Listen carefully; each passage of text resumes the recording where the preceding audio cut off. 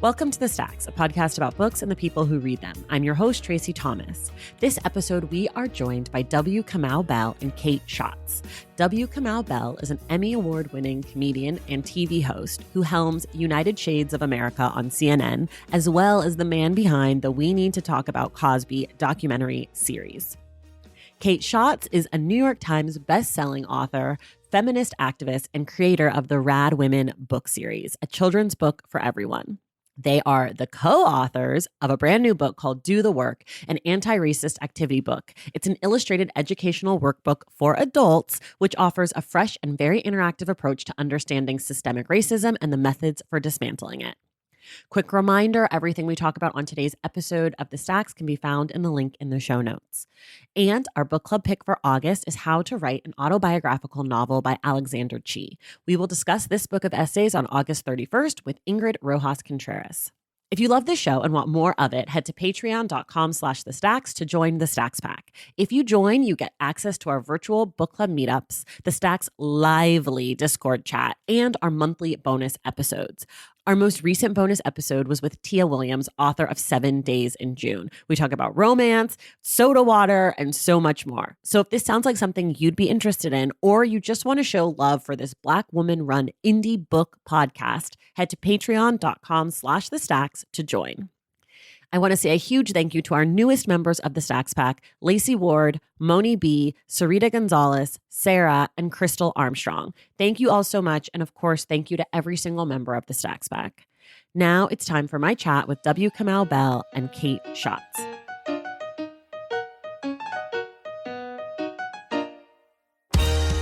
All right, everyone, I am thrilled to welcome co-authors today to the show, Kate Schatz and W. Kamau Bell. They are the authors of Do the Work, which is an anti-racist activity book, which I'm very excited to talk about.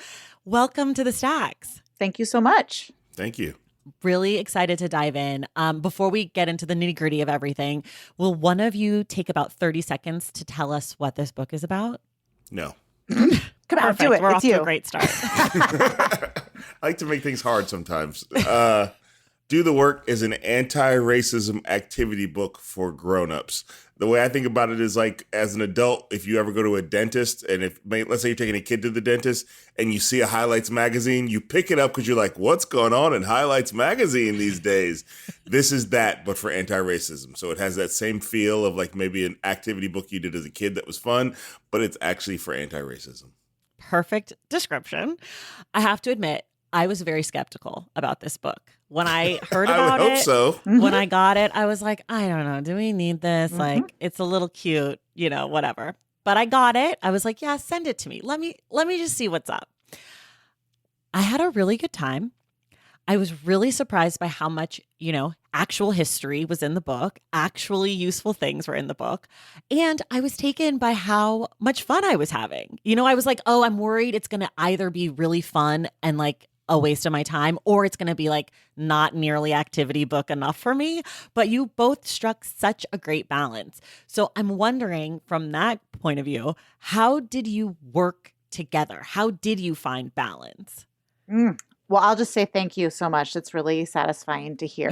I think Kamau would agree that for us, like, the most meaningful feedback is from people who are skeptical of a book like this and who pick it up and are like, oh, okay, no, they did a good job. Yeah. Our tagline with the book all along has been that it's funny but not fucking around. And you said we could swear. So yeah. Oh, please, you can. So I think that the whole process of creating the book, we were really walking not just walking a fine line. I actually kind of feel like in a way we were zigzagging back and forth across the fine line over and over of being funny and silly and playful and also incredibly serious and straightforward and direct, because the subject matter is deadly serious. Yeah. And why did you want to do it this way?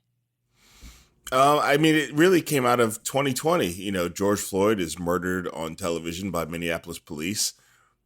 Me and Kate are both in a business where when racism happens, people reach out to us to explain it from her white lady perspective and my black man perspective. So I was being asked to explain racism a lot. I got booked on more talk shows quicker than I ever have in my career. Like suddenly I was every talk show host black friend, which is fine. I get paid for it professionally, Right. so it's fine. But also, I saw all those books, and we talked about the books that went to the top of the bestseller list that were sort of like in the racial reckoning, the so-called racial reckoning. And I just felt like, and we talked about this, that like people are buying those books, and those are all great books, but are they going to read those books? And after they read those books, are they going to know what to do in their community and in their neighborhood and in their house and with that uncle at Thanksgiving? And so really, we saw a need for like a companion to those books. Like, this is not to replace those books. I feel like it's like no bad ideas in a brainstorm, no bad ideas in a trying to create anti-racism. Like, so this was like, this is doing some of the work and this is doing another part of the work. So that's how it came together. Yeah. Using the format of activities, using stuff that's familiar, using humor, it's another way to get an audience, a potentially reluctant audience, to engage with difficult subject matter. And also, we learn best by doing. That's why I think most elementary school and middle school and high school educators would tell you, like, creating interactive, engaging lessons is how kids learn. It's how adults learn too. And so we're like, in an activity book, you are literally doing work. Like, you have to engage with the ideas in it, like with your hands. You have to write stuff. You have to figure stuff out. And it challenges people to grapple with the material, I think, in a way that just sitting back and reading and receiving the information maybe doesn't always, fully take you there. Yeah. I love the question of, did people actually read those books? And I don't know if you saw, but people didn't actually pick up a lot of those books from the bookstore. Yeah, absolutely. A lot of those got returned, and a lot of them didn't get finished. And, a lot of them just became Zoom backgrounds. Yeah. Truly. I once got in a fight with the person that I went to college with about racism. Shocking. Sounds fun. In September 2020 via Facebook. Ooh. I immediately quit Facebook after. Yeah, I was going to say, you should have been off Facebook.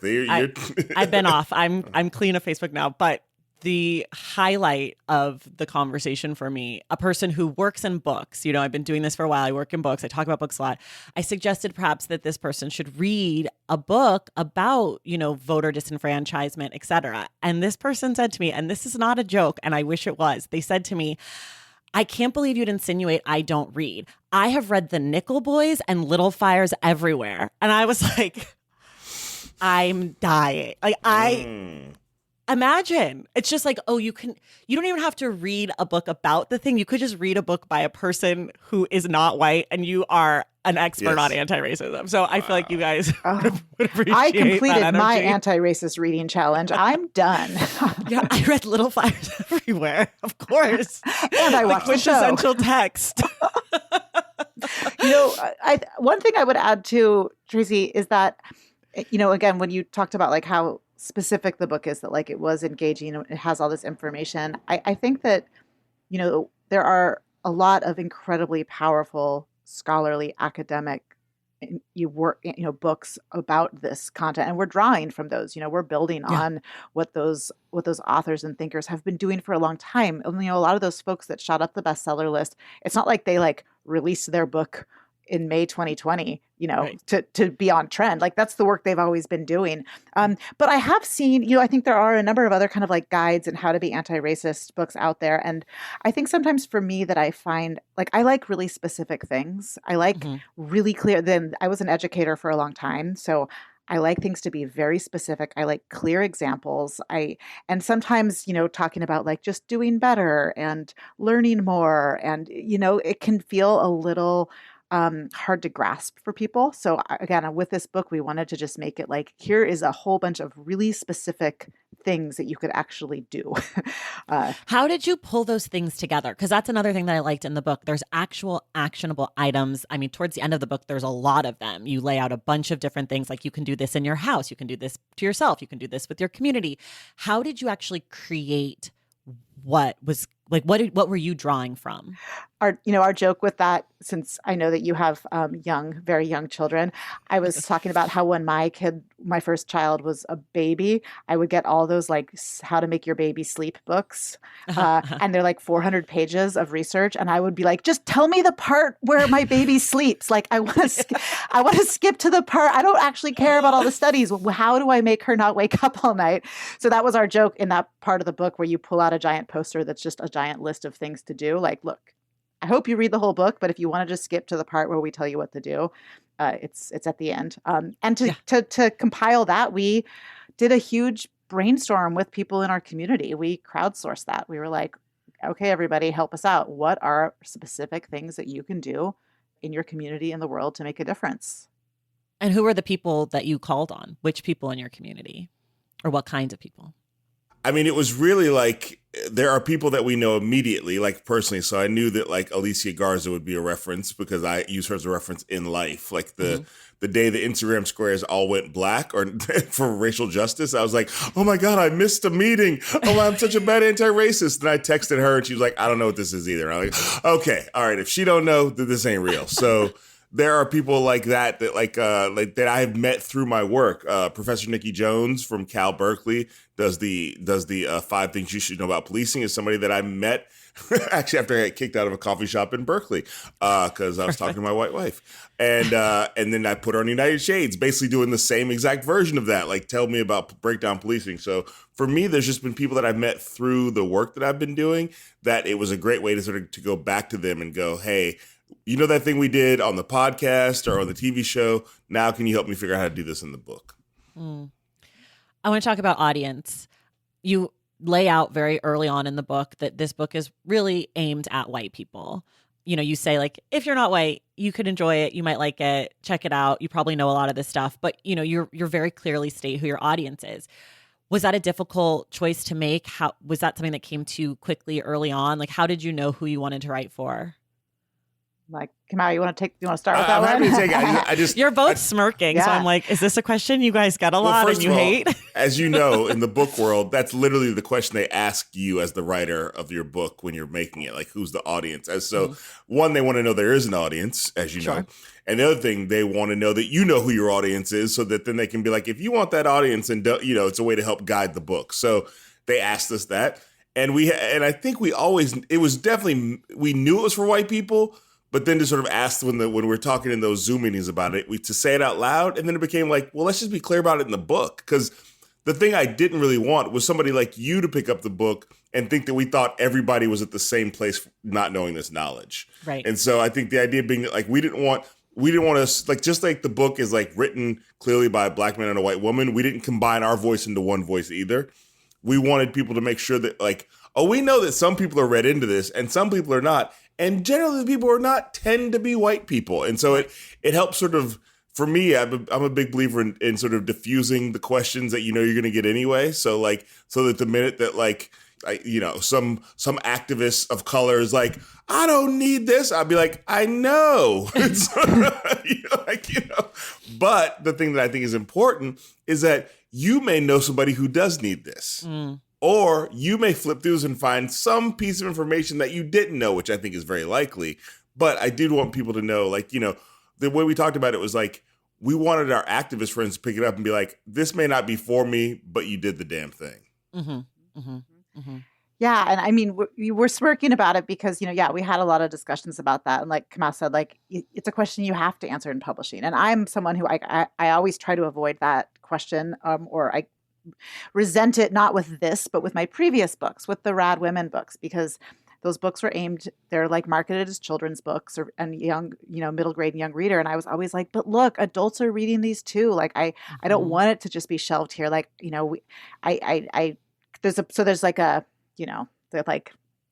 the counterculture part of me wants to just like resist categorization and genre. But also, let's be real. Who needs books about being less racist? It's white people. Who needs to be talking and reading and thinking about dismantling and acknowledging white supremacy? It's white people. Also, who are most books aimed at? White people. So I wanted to be really clear about, so making the decision to be really upfront about that.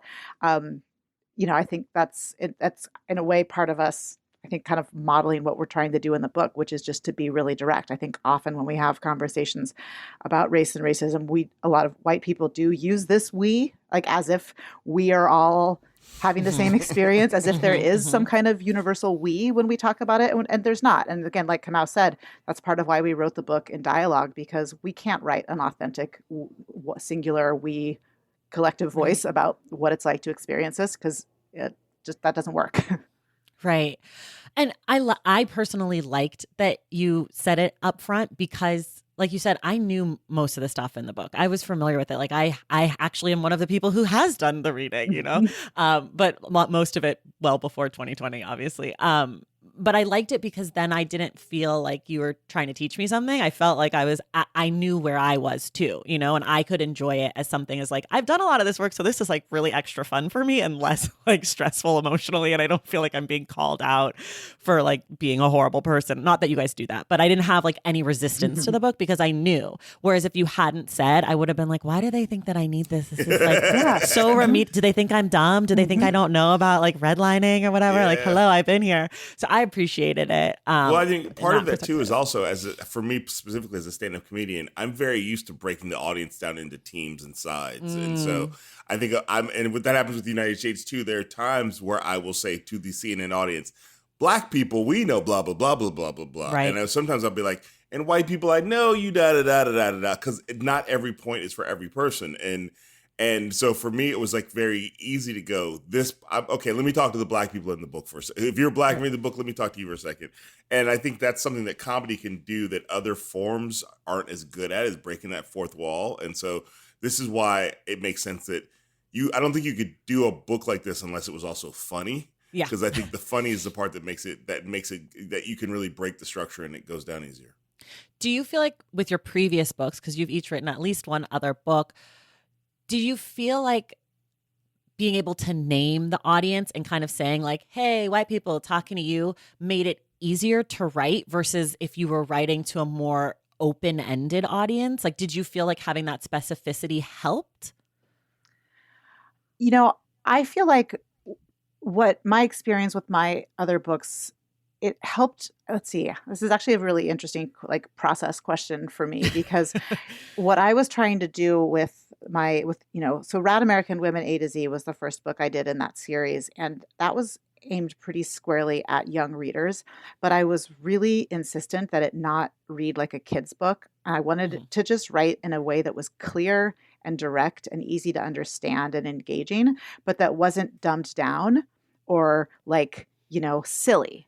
So I really tried to find this kind of like just neutral, direct, yet still engaging voice. And with each of the books in that series, I kind of aged it up a little bit to the point where the last one, which came out in March of 2020, which was a great time to launch a book, that Rad American History A to Z was a lot more like, it was denser, it was longer, it was a lot chunkier.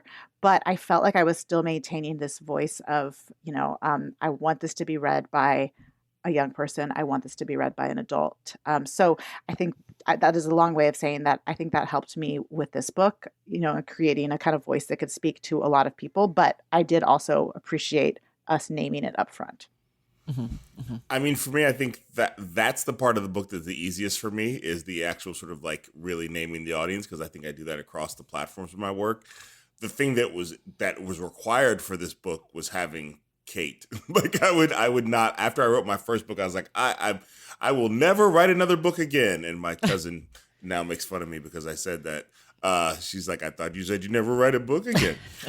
This is the part where you have to say who your cousin is. No, I know. I like it when you say it. It's more fun that way. Tracy, do you know who his cousin is? No. It's N.K. Jemisin. Whoa. Like first cousin. Like cousin. Yes. So your cousin who's familiar with writing as well is what you're saying. Yeah, my cousin who knows a thing or two about writing 100,000 words a day. What in the family relations? Right? Jesus Christ. And it's just to be clear, and I always want to make this clear, especially people who know her. Like grew up. Like she lived in Mobile, Alabama. I went there every summer. We lived in. I stayed in my grandmother's house. She came over every day.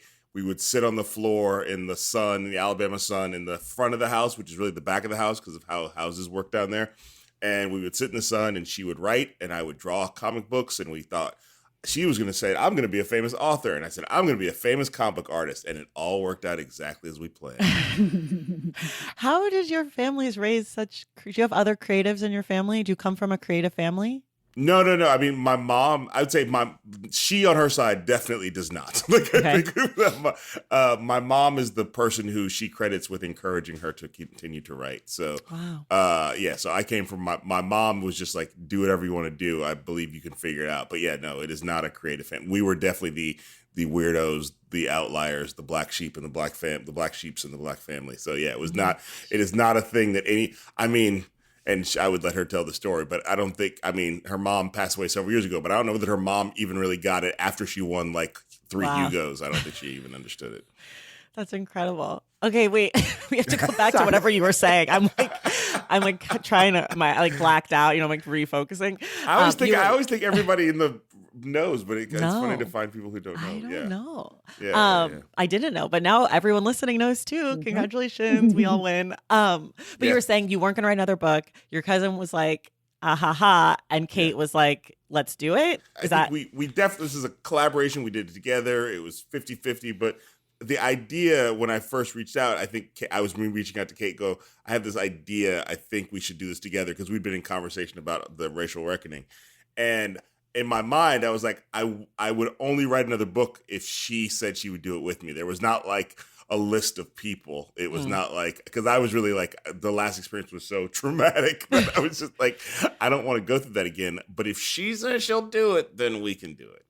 And how did you meet each other?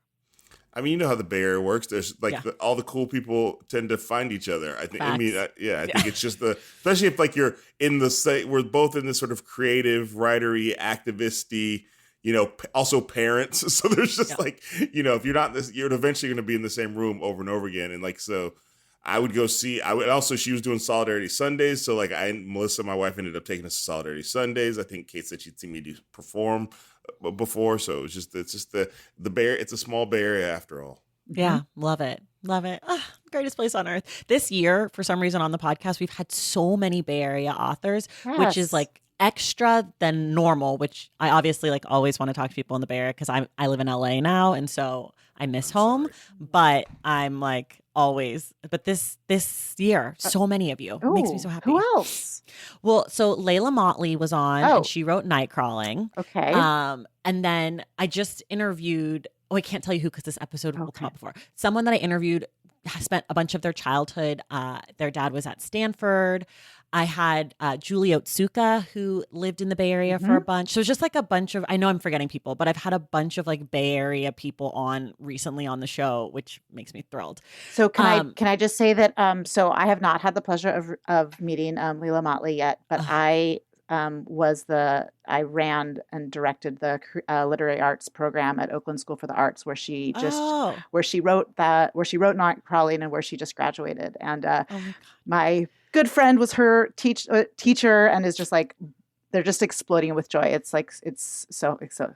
She's so lovely. And that school, as we talked about on our conversation, is across the street from the most important Wendy's of my life that is open until like 9 p.m. and not late enough to even go and get Frosty. And I thought of another Bay Area person, Ingrid Rojas Contreras, who's in San Francisco. She's also on this same month. Anyways, a lot of Bay Area. Yes. We have a lot of really, really great people here. Yeah, I agree. I want to dig in a little bit to how you two actually worked together. Mm-hmm. Were you using a Google Doc? Who was coming with what? How were you dividing it? How were you editing or like critiquing, pushing back? How did the process work? Google Docs all the way. Our editor, she hates Google Docs. Our poor editor, bless her heart. She was like, "Oh, so it's going to be all these Google Docs." Okay. And I think I think the process of this was so 2020 and so /2021. We wrote this in Google Docs. We wrote it over Zoom. We wrote it over FaceTime. We wrote it together inside wearing masks before we were vaccinated. We wrote it outside in backyards and on porches until the wildfires were so bad that the air quality required us to go inside and put our masks back on. We wrote it while our kids were literally running around the table because they could not go to school because of the pandemic. Mm-hmm. What are any other modes? Did we do telegrams or? And we phone calls. Yeah. Occasionally there'd be phone calls, and I think that I think the other part about that is there would be times where we would like, okay, come over, let's write for 2 hours, and then we would stare at the TV for 2 hours because the nation was under siege. Right. So like there was a lot of like, distracted by the things were happening in the news that told us we need to be writing the book, but also and inform the book, but also were like making it hard to write the book. Yeah. I was actually just in an interview earlier today. I was talking about how, I reference often that we had a deadline, a big chapter deadline on January 6th. We did not hit that deadline. But we were also we were having a whole big writing session on the day that the verdict, that the Derek Chauvin verdict came down. And we were supposed to get a whole bunch done that day. And we just sat with, Kamau's and your entire family, your mom came in the room and we sat and just watched and experienced that. And I remember afterwards us just being like, so I guess we're not going to write anything today.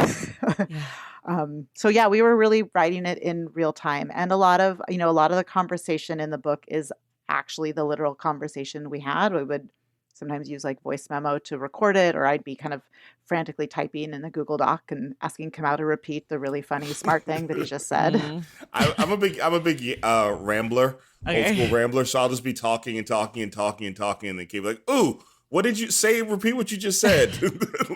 So it's very organic, and I think that's maybe why that's definitely why the conversations in the book feel that way, because they were some of them were like strictly written, but then a lot of them were talked through. And I want to really give credit too to Kelly Rafferty, our good friend, and who works really closely with Kamau, and she was a big part of our process and writing it with us and really helping us stay organized, which was incredibly helpful. Helping us think about how to structure the whole thing. And she's also got a PhD in, Kelly, what's your PhD in again? I always get it wrong. Performance studies, yes. Oh, and then cool. you have what else? You have a In women's studies. Women's studies, yes. So so it's not just a random friend, Fancy friend. And then also my wife. I want to give credit to my wife Melissa, who we've been together almost 20 years. So she has been in the trenches of this W. Kamau Bell business since before anybody cared. And so she also is somebody who's like knows my voice and is also will ask. And she has her own PhD. Everybody's got a PhD except for me. Me neither. Don't worry. I don't. Okay, good. The Us three idiots. The no PhD pod. But so she will actually go, what are you trying to say here? What is the thing you're trying to do here? Because then I can actually read this and see if you're pulling it off. So yeah, I have to give her credit too. Were there times where you disagreed with things or felt like you weren't on the same page? That's a good question.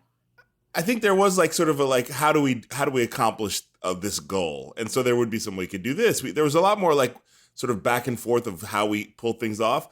I think if either of one of us was sort of dug into a thing, I think a lot of times I felt this. One of us would back off and let that person try to figure it out and then sort of see if it could get somewhere. And then sometimes you would go, one of us would go, I couldn't make that work. And then when the other one would be like, I'm not surprised. But, so there would just be, I think there was just space created for if something's really important to you and I don't get it, I'm gonna let you go for it. And then we'll see where it ends up. I think, what is it? I always forget the word, the rebus? The rebus. My dream of a rebus that did not happen, but you really gave me the space to push for it. Yeah, I was like, I don't really know how to What do is that, a rebus? Okay, so going back to what Kamau said earlier about the highlights for children, the rebus, it's like a pictogram where it's a story and then every few words, instead of a word, it's a picture. So it'd be like the squirrel ran up the tree, but it's a little cartoon of a squirrel instead of the word. So I had this elaborate... If I just say emojis right here, everybody understands what we're talking about. It's like a story in emojis, but with some words.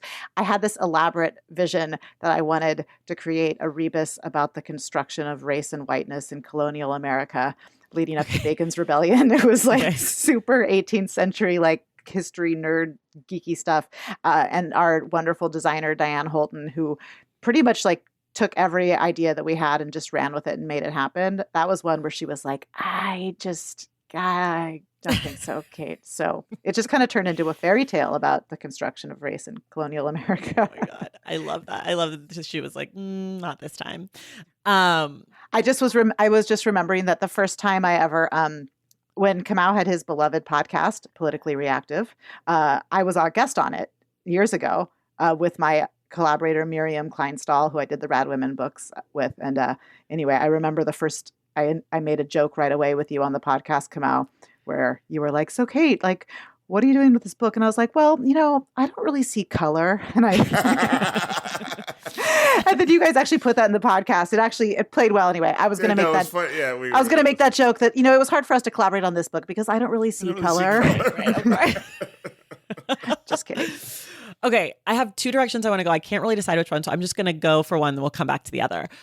One of the things in the book that I really loved that I feel like is maybe, when I imagine white people reading it, the most important part is the what to do when you fuck up section. Yeah, because people love that part. Well, I just feel like so often I am on the receiving end of a fuck up.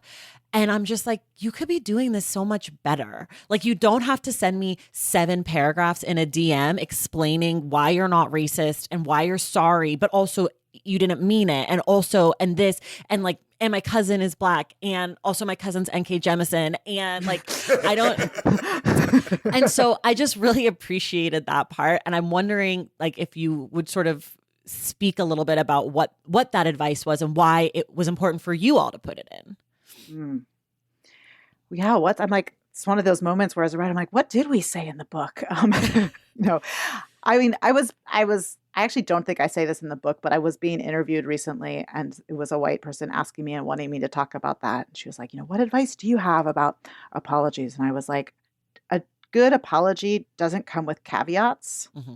And also like an apology, it really doesn't need to be more than 2 words.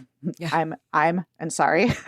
And then maybe there's some context afterwards, but like you said, it's not a 7-paragraph thing and it doesn't come with caveats and like explanations, right? And I think what we try to get at in the book is that, this basic concept of it's about impact, not intent.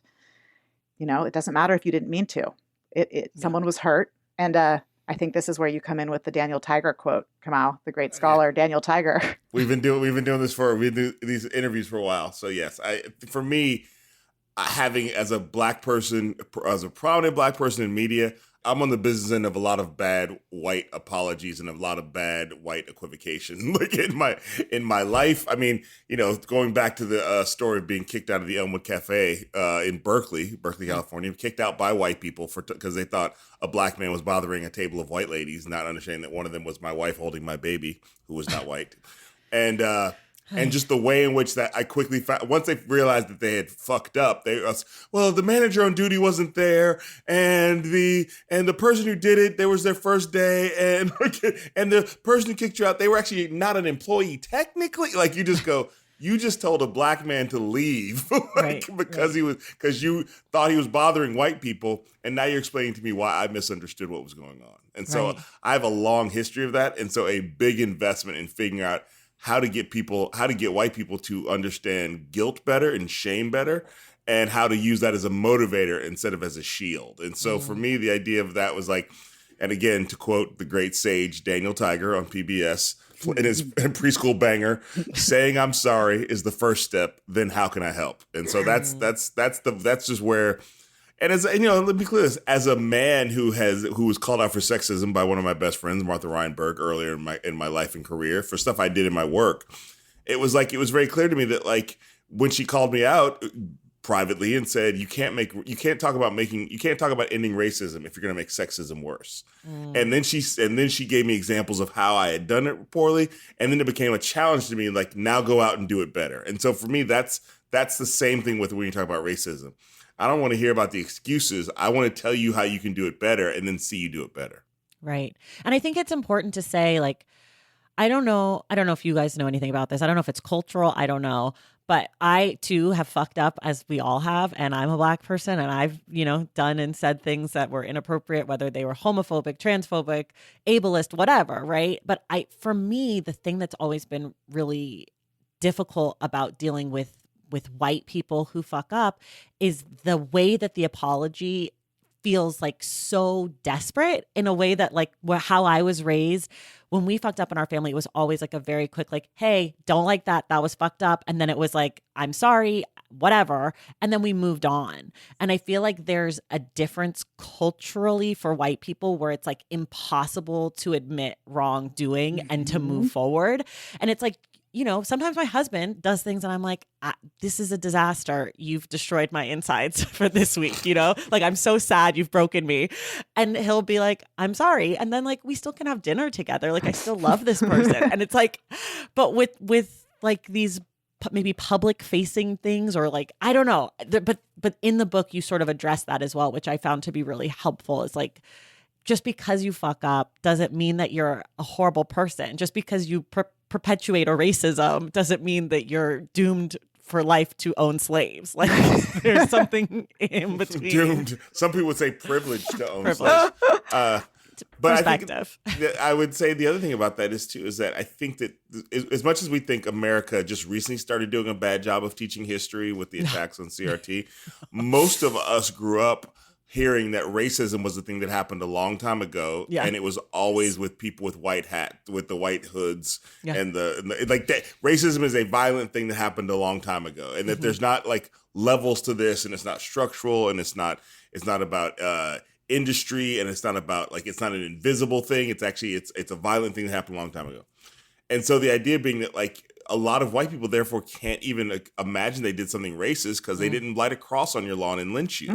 You know, so the idea being that like we have to get past that. And I think that's the same thing. I was going around the way thinking that, well, sexism is if I'm like calling women pejorative things to their faces while I whistle at them on the street. That's the sexism. It's not about language that I'm using every day and ways in which I'm normalizing sexist language. So the idea being that, like, I think that that's what this book is trying to get to, is that you have to understand that there is levels to this. And the thing that I understand is the faster you get to the apology, the faster you can get to forgiveness, and the faster you can get to fixing what you did wrong. Yeah. Yeah. Imagine if when the slaves had landed or the enslaved Africans had landed in 1619, that somebody had said, oops, I think we didn't think this through. You know what? If you want to go back, we're going to send it back. We're going to get more boats. They're going to be bigger and nicer to take you back to Africa. If you want to stay, here's money and some places you can live. And we're working with the native folks to make this right. We wouldn't be here right now. January 6th would have just been a day on the calendar and not a day of an insurrection. January 6th. You know, 1619 Project Part 2 by Kamau. That's the 1776 project. That's what that's going to read like. We came, we said we're sorry, and we gave them all a home. Man, we really messed this up. You know, Tracy, I mean, I think that you're getting at something that's incredibly true and like deeply unspoken about whiteness and white culture, which is that white people, we really, really like to be liked. And we're used to being liked, and we're used to people not being mad at us, and we're used to, you know, we don't have a normalized experience of being mistreated, and being rejected, and just, you know, and again, look, there are all kinds of experiences that white people can have, and there are white people with all kinds of intersecting identities that can cause them to experience that. But on a whole, with whiteness, we really like to be right. We really like to be liked. And when that is destabilized and we get something wrong, it can send us into this, like you said, there's a desperation and a panic. And because we don't have a normalized experience of being rejected and getting it wrong. I love to be right. I hate getting it wrong. Same. But it happens, you know, but it happens. And I really agree, you know, I think, and I've had a few experience. Actually, I'll tell a story that there was someone, we just did an event in Portland at Powell's Books, and someone posted on Instagram a thing that was like, Kamau Bell and Kate Schatz shouldn't be doing their event at Powell's. They should take it to the only Black-owned bookstore in Portland, you know, and it was like a really intense thing. And I saw that, and like, I wrote to that person who posted it, and I said, hey, thank you so much for this. I'd never heard of that bookstore. I'm really glad to know about them. Powell's was booked because of the venue size. We really can't change it now, but I'd love to get in touch with that bookstore, and maybe we can come in and do a signing. And the person responded and was like, okay, great, thanks. The owner's name is Michelle. And now we've been in touch, and we're going to like do a Zoom with them and have an event. And it was like, again, I could have been like, I'm so sorry. It wasn't my fault. Somebody else booked it. Like, da-da-da-da. But it was just like, oh, hey, thanks. Now we know. This is why. This is how. Yeah. Great. Yeah, totally. Okay, we're going to take a quick break, and we'll be right back. Valentine's Day is upon us, and I've got love on the brain. Love for books. Duh, of course. Hello. Did you forget what podcast you're listening to? I love bringing you all great reads, exclusive author interviews, and behind the scenes book gossip. But I can only do that with your support over on Patreon and Substack. Our Stacks Patreon community, also known as the Stacks Pack, is where you can go for book club meetups, a private, very active Discord, and a year-long mega reading challenge to help you achieve all your reading goals. Plus, you also get that monthly bonus episode. Now, over on the Substack, you can subscribe to my newsletter, Unstacked, where I keep the book conversations going. I also give you a healthy dose of sports and pop culture, definitely some hot takes happening over there. And again, that bonus episode. If you don't have a few dollars to spare, don't worry. There are free options on the Substack and the Patreon to get you a little extra Stacks magic. Making this podcast is a total team effort, and by supporting my Patreon and my Substack, you allow me to support my amazing team that makes the show possible every single week. So if you or your friends are looking to meet other book lovers and support this indie podcast, come hang out with me on Patreon, Substack, or both. I would love to have you. And since we're talking about love, you can gift subscriptions to the Patreon and the Substack for that special reader in your life. For the Stacks Pack, head to patreon.com/thestacks. And for the newsletter, head to traceythomas.substack.com. And also, there are links to both in the show notes. Okay, see you in the Stacks. Okay, we're back. This is the other thing I wanted to talk about. That's the magic of podcasting. Yes. Ever heard of it? Artist collaborators. You all had so many different artist collaborators who helped create this book from a wide spectrum of racial, sexual, gender, etc. identities. It was really cool to look in the back of the book and see the list of all the names and read their little blurbs and etc. How did you find the artist collaborators? What was that process like? And again, why did you want to include so many? Why not go with, just one or two? So I think we have to credit Diane Holton, our book designer, who is from DC. Let's just say DC has to get credit for the good things it does. Fine, the one DC thing in this whole book. No, but shout out to Oakland again, Yeah. Shout out to Oakland. But yeah, and Diane, first of all, we really when we Kate usually talk about this, but when we set the book up with the publisher, we said we wanted to make sure there were more Black people on it and involved in it, specifically Black women, because as we know, major publishing is not a Black industry. So nope. we had them add a Black woman editor to the book, Diane Holton. We wanted it to be designed by a Black woman. Diane Holton's a Black woman, and then she went out to go find, because she's a graphic designer and artist, to go find the people we'd collaborate with. And she went out of her way to make sure that it was a diverse group of people and that she was finding people who maybe had never been published in a book before. Cool. Yeah. So it was so it's not just so people who really would get the assignment. Mm-hmm. And yeah, that was all Diane. She commissioned work. I think we have over 16, 18 artists, all artists of color. And that was really her. That's what she does in her work. Her day job, she works for the AARP. She jokes that she's the youngest person at AARP. Wow, yeah, iconic. Yeah, but she really, that's a huge part of her work is lifting up all of these artists. And that was, again, from the get-go that that's what we wanted to do. And again, the choice to use lots of different artists and illustrators. One is that we wanted to have that kind of different looks. We wanted it to have a unifying aesthetic theme, but we also like the idea of having lots of different styles throughout. But it also is a way to create more opportunity for more people. So there are a whole bunch of artists and illustrators who have their first book credit, and now it's a New York Times bestseller. Congratulations! So that's a lot of people that get to add that to their bio now, and that's so cool. That's so cool. Yeah, that's so cool. Okay. Racism, big thing. Never Huge, heard of it. Humongous thing. I guess the question is, what is not in this book that you wish could have been in the book? Mm-hmm. I think there was a lot of it's funny when you write a book about racism, but you're also people who want to practice Kimberly Crenshaw's intersectionality. There was ways in which we started to get into other areas, and then sometimes had to be wait a minute, that's great that we want to talk about these things, and there's ways to sort of nod at these things or include them, but we can't go too far into other areas that we also would that need an activity book. So I think that was one of the things that for me it was I think we were defining the words and which words we'd use in the book. We got into some words that weren't race specific, and at some point it was this is good, but also you have to work within the confines if you only have this many pages. So the idea being that like we had to, that was I think the hardest thing for me, because I'm always, not the hardest thing, that was one of the hardest things for me personally, was like, because I'm always trying to be as intersectional as I can in my work, because I realize that it is more helpful and we'll get a broader audience that way. So, and it will be more useful is really the real thing.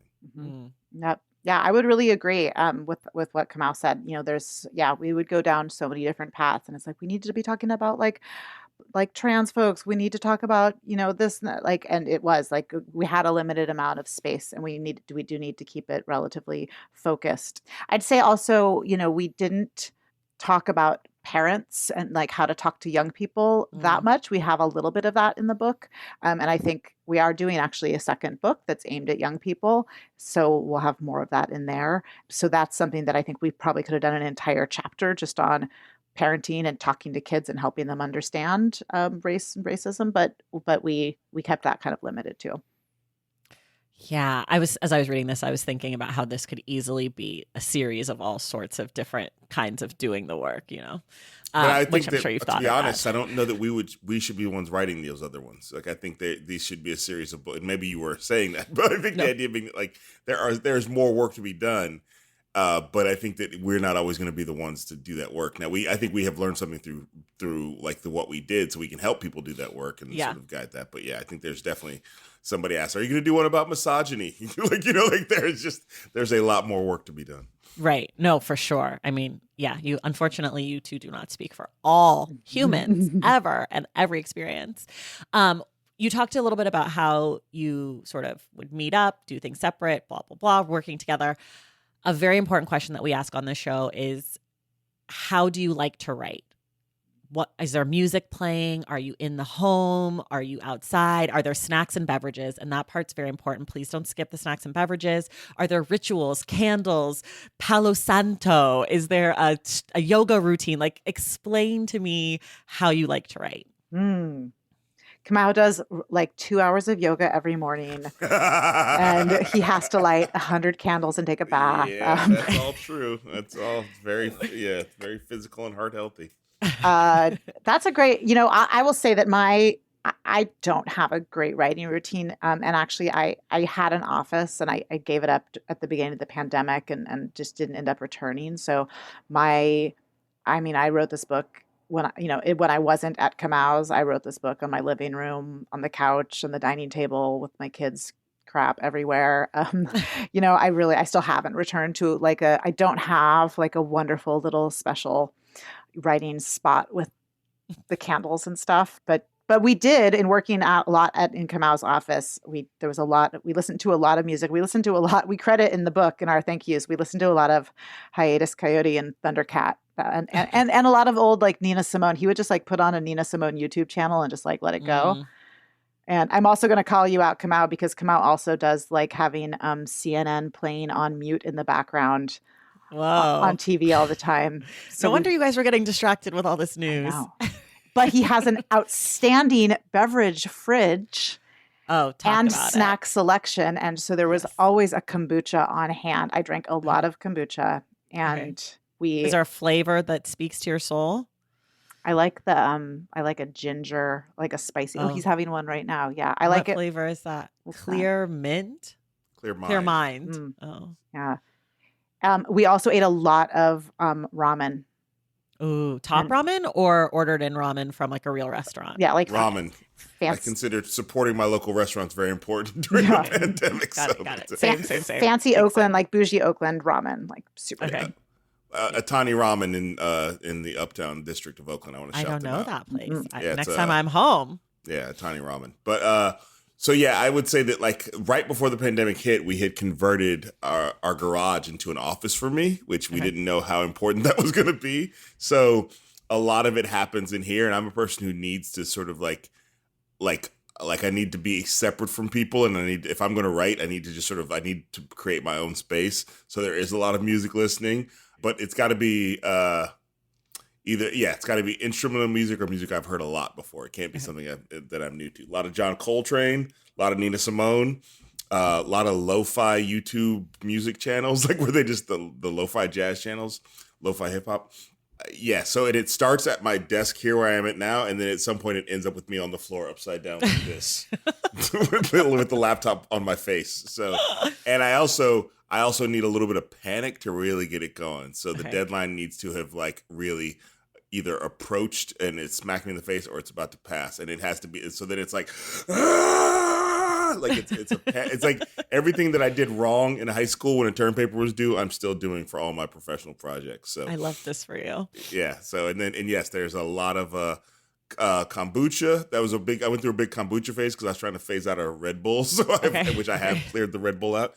A lot of my wife likes good coffee, so there's a lot of good coffee. And then we have a thing here during that happened a lot called afternoon chocolate, that you just get chocolate in the afternoon sometimes to get you through the afternoon. So what kind of chocolate? Is it Hershey's? Is it a Godiva moment? No, is it like fancy chocolate? Not your airport chocolates. No. Although I do like C's is sold in airports. I do like a good a C's. I'm a big like hard toffee covered in chocolate, or hard toffee covered in chocolate and nuts. I'm a big hard toffee guy. God, same. Yeah. Love hard toffee. Yeah, so shout out to C's hard toffee. Okay, before we go, we got to talk about spelling. I am a notoriously horrible speller. In your book, you both mentioned how you cannot spell privilege, which I obviously took a note about because I ask everyone on the show the word they cannot spell correctly. I felt seen because that's one of my many words. And I'm going to ask you each a word you can't spell correctly, but neither of you can say privilege. You got to come up with a different one because that's already in the text, you know? Okay. Oh, my God. Yeah, and I'm going to say I am a really good speller. Are you? Yes. That's funny. I was going to say I'm actually not that bad a speller. But that's part of why privilege is such a difficult word for me, because it makes me so mad that I still struggle with it, because I really am I'm a prideful speller. But here, one of those. Guess what the other word is that is really hard for me, and it's ironic because it's connected to privilege. It's acknowledgement. Ooh. I thought you were going to say white. No, that one I got. No, acknowledge. The word acknowledge and acknowledgement really still messes me up. So all the times in this damn book when I was typing "acknowledge your privilege," I was like, "Oh God." Just like a minefield of spelling. It's like a DGE, like that particular letter combo messes with me. That's a good one. I would say I can't. There's an area of words that I'm not good at, so I can't think of anyone in particular. But any words that any of those aus, so gaseous. Nauseous. Like sometimes there's an I, sometimes there's an E, sometimes there's both an I and an E and an O and a U, and sometimes any of those sort of because they seem to be. There's very different ways you can get to that shuss, I guess it is. That shuss. Those are good ones. And they always, although I'm very proud of the fact that I've always remembered from when I was a kid watching Sesame Street that shun, Tion, shun, Tion. I'm old. I don't know that. Yeah, it's old school. But my kids know that too now because I taught it to them. So passing it on. Oral tradition. Oral tradition. Okay, another thing I really want to quickly touch on. You already mentioned your New York Times bestsellers. Kamau, you have recently become an multi-Emmy nominated person for your We Need to Talk About Cosby, which I watched and is fantastic. I don't really have a question. I just am sort of plugging it for people who haven't seen it yet. I guess my question is,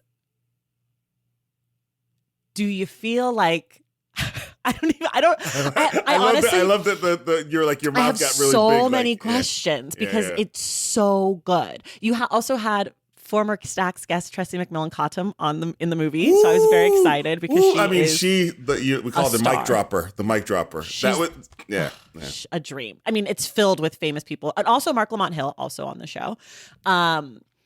I don't have a question. Have you had Jelani Cobb on the show? It seems no, like you'd be on the not show. Yet. And Jamel Hill has a book coming out in October, so that's another person I'm hoping to get. Yes, I will try to help that happen. So. Oh my God, please. Anyways, the movie, it's a series, 4 parts. It's so good. Breaking news was happening as it was being made, which was also really. It's just the whole thing. It's so good. If you want your stomach to hurt, watch it because I felt sick. Literally sick. I was like, I can't watch another one tonight. Like I appreciate that's a good review. It doesn't sound like a good review. No, it's the best. It's like when the things make you feel when you feel that like, holy shit, this thing is it's all. Anyways, this is a book podcast, but shout out to that. Congratulations. Hopefully you're going to be a winner and it's going to be even better, but it's an honor to be nominated. For one of the categories, I'm up against Sir David Attenborough and a guy who used to be president of the United States, Barack Hussein Obama. Heard of him. I'm up against those two, and Lupita Nyong'o and Kareem Abdul-Jabbar. So it's an honor to be nominated. It's kind of like the easy category for you. It's like sort of the one that's like you're a lock because no one's even heard of those other people. Yeah. As my friend said, don't worry about your speech on that one. Good friends. Okay. Last 2 questions. One is for people who love this book, do the work.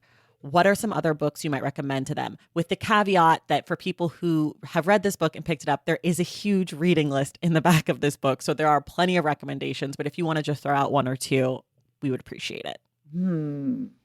I would recommend a series of books called Rad American Women, A to Z. I think that if you like this book, you're going to like the writer of that other book. I actually think in the same way, and just to give Kate some more credit, I read it to my 4-year-old and I was like, is this really for kids? And I meant that in a great way. Like, cause I was learning as I was, it does not feel like a kid book in the way, but it does, but it's appropriate for kids, I think so. But it doesn't feel like it's trying to make anything cute. It's just trying to make things clear. And also Ijeoma Oluo's So You Want to Talk About Race is another one that I think is like a fun, accessible, but not fucking around way to talk about racism. Mm-hmm. So I'm going to say a book that just came out actually like 2 days ago and is Elaine Castillo's new book of essays, How to Read Now, where she's really talking about like how white supremacy fucks us up as readers and thinkers. And like, really, I'd say for people who listen to this podcast, who are probably into books and readers, like if the idea, read that book. And I loved her novel, America's Not the Heart, is incredible. But this new book of essays is fire by Elaine. That's Elaine Castillo's new book. And then I would also say, I think if people haven't read Resmaa Menakem's My Grandmother's Hands, and then his more recent book, I think it's The Quaking of America. I think his approach to somatic anti-racism, I think for people who are emotionally are having the kind of reaction of it's like so hard for me to think about. So for both for white people who it's hard for them to think about and feel the feelings. And then I think, of course, for folks of color who are dealing with the real bodily and somatic and emotional impact of white supremacy, I think his books are so important. Amazing. Great recommendations. Last question for each of you. If you could have one person, dead or alive, read this book, who would you want it to be? I did not expect that question, Tracy. I only ask it every week, Kate. Oh my God. Gosh. I'm going to let Kamau come up with it first. Oh my God. There's everybody I'm thinking I wouldn't really want to know. But wait, I'm gonna stall here by saying one more book recommendation, actually, because the Black Panther graphic novel that came out last year that just won big Eisner Award at Comic-Con. And actually Marcus Kwame Anthony Anderson, who did the illustrations for the Black Panther graphic novel, also did the little cartoons of us in our book and Do the Work. That graphic novel is such a great history of the Black Panthers. And I'm going to tell a short anecdote while we figure out our answer to your incredibly hard question. But no, just last night, I actually was at an art opening in Oakland and had my 9-year-old son with me. And we met Erica Huggins from the Black Panther Party. And my son, we were chatting with her, and I said to him, this is Erica Huggins from the Black Panther Party, and his jaw dropped. My little white 9-year-old son's jaw dropped. His eyes got wide. He couldn't believe he was meeting her, and he was so excited.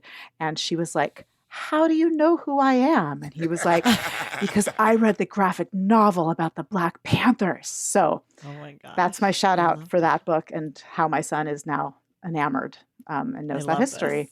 All right. I think you just came with your answer, though. Okay. There you go. I'd like Erica Huggins to read this book. No. Yeah, and it's possible because she lives here. You can just drop it off. Yeah. No, I was going to steal that from you. I was like, no, that's Kate's. That's Erica Huggins, because I think Erica Huggins would get it because she knows that this work takes on different forms and for different functions. So I'm gonna say we've mentioned this person before. I would say Nina Simone, because I think Nina Simone really understood the power of art to sort of lead to change. Like she, to think that she heard about, the racial terrorism of the South and turned it into Mississippi Goddamn. And if you listen to the version of that song, the definitive live version of that song, it's clear that she has a sense of humor about it too. It was just, this is a show tune, but the show hasn't been written for it yet. So I would say Nina Simone. I love it. Thank you both so much for being here. Everyone, the book Do the Work is out in the world wherever you get your books. Please pick up a copy. Maybe grab one for the whites that you know, or if those people are you, grab one for yourself, whatevs. Kate, Kamau, thank you so much for being here. Thank you so Thanks much. for having us. Thank you for having this podcast. Yay. We will see everyone in the stacks.